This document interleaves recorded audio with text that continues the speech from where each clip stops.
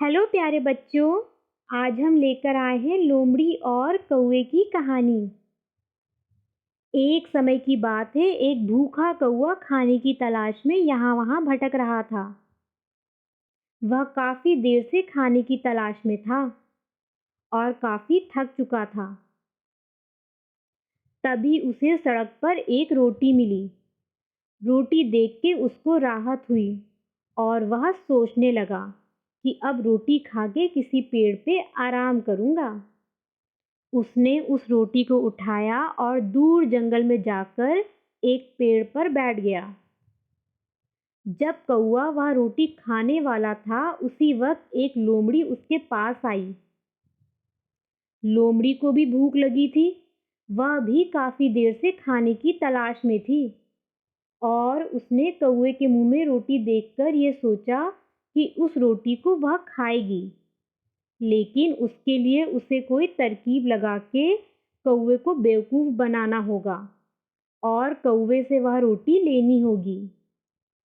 यह विचार कर उस लोमड़ी ने कौवे से कहा, अरे कौवे, आज तो तुम बहुत ही अच्छे दिख रहे हो और मैंने सुना है कि तुम जितने अच्छे दिखते हो उससे बहुत अच्छा गाना भी गाते हो।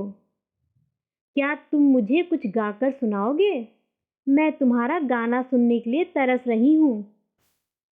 कृपया करके अपनी सुरीली आवाज में कोई अच्छा सा गाना सुना दो, जिससे मेरा मन भी खुश हो जाएगा।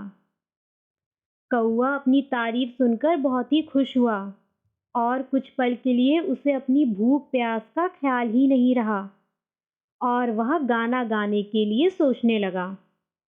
लेकिन गाना गाने से पहले उसके दिमाग में विचार आया कि अगर वह गाना गाएगा तो उसके मुंह से रोटी नीचे गिर जाएगी और फिर लोमड़ी उस रोटी को खा जाएगी।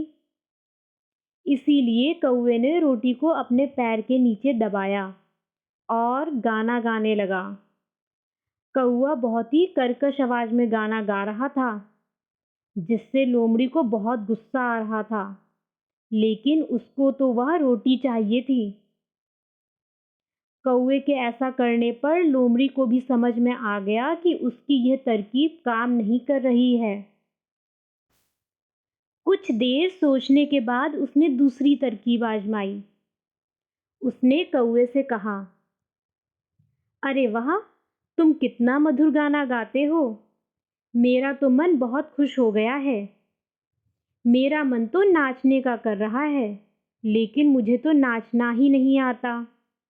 हाँ, लेकिन मैंने सुना है कि तुम बहुत अच्छा नाचते हो। क्या तुम मुझे नाच कर दिखाओगे?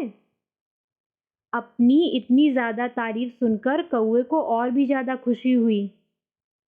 इस बार वह लोमड़ी की बातों में आ गया और खुशी के मारे वह ये भी भूल गया कि उसके पैर के नीचे रोटी है। कौवा झूम झूम के नाचने लगा।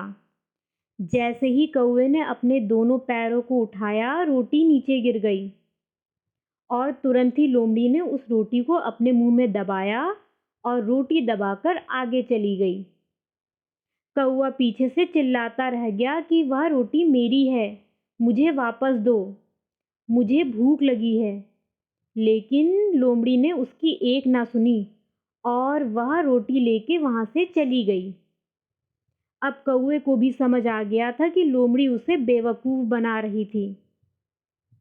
इस कहानी से हमें यह सीख मिलती है कि अगर कोई हमारी ज़रूरत से ज़्यादा तारीफ करे तो हमें उन पे भरोसा करने से पहले कई बार सोच लेना चाहिए। चापलूसी करने वालों पर भरोसा करके हम अपना ही नुकसान कर बैठते हैं और इसीलिए हमें अपनी झूठी तारीफ सुनकर बेवजह खुश नहीं होना चाहिए। तो बच्चों, ये थी आज की कहानी। उम्मीद है आपको ये कहानी पसंद आई होगी। तो इसे लाइक करें, शेयर करें और चैनल को सब्सक्राइब करें। धन्यवाद।